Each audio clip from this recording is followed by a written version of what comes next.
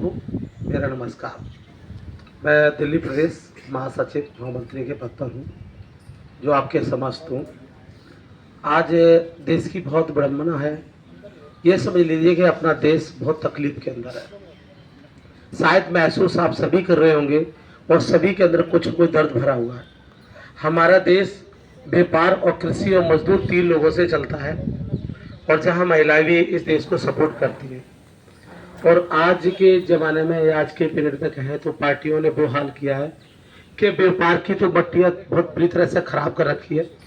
आप व्यापार को मजबूती देते नहीं है। छोटे वर्ग के व्यापार से फायर एनओसी मांगते हो, कभी कुछ करते हो। जब आप जीएसटी ले रहे हो, आप उनसे हर तरह के टैक्स ले रहे हो, तो फिर इतने टैक्स के बावजूद भी आपको पेपर नहीं मिलते, आपकी दुकान मकान घर सील कर दी जाती है।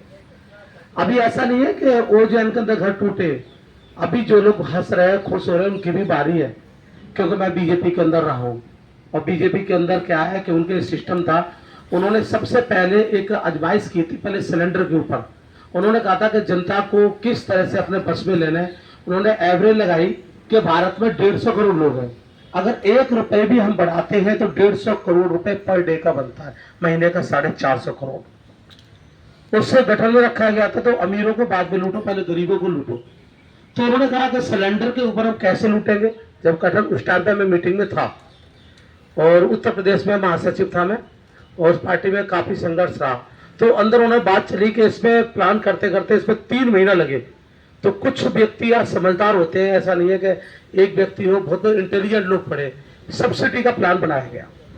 बोले सब्सिडी से फिर वही हाल हो जाएगा कि जो सब्सिडी है तो वो वापस ले लेंगे। उन्होंने कहा नहीं, जो गरीब होता है जब उसे पैसे ही नहीं तो अकाउंट कहाँ से होगा, कहाँ से सब्सिडी ली जाएगी। और इस तरह से सिलेंडर को बढ़ाकर उन्होंने पब्लिक को अपने अंडर में लिया। अमीर कुछ बोलेगा नहीं, और गरीब जो है वो सब्सिडी के लालच में धक्के खाएगा, मीडियम को ज्यादा फर्क नहीं पड़ता। तो ये पहला डिवाइड एंड रूल था जो अंग्रेजों ने राजनीति अपनाई थी, वो अपना। अब इसी तरह से बीजेपी की या अदर पार्टियों में बहुत सारी राजनीति आप लोगों को तोड़ने में की जा रही है, और यहाँ पर एक एनसीपी पार्टी आप सबको जोड़ने के लिए काम कर रही है।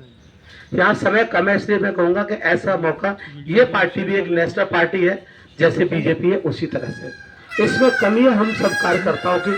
अगर सभी कार्यकर्ता ये समझे कि ये काम मेरा है, पार्टी का नहीं, तो शायद हम उस मुकाम पर जीत हासिल कर सकते हैं। पहली बार आपको टिकट वगैरह सब अच्छी मिल रही है, पद भी मिल रहे हैं पार्टी के अंदर। यहाँ कोई ऊंचा नीचा नहीं है, यहाँ प्रदेश अध्यक्ष है, महासचिव है, सब एक परिवार की तरह है।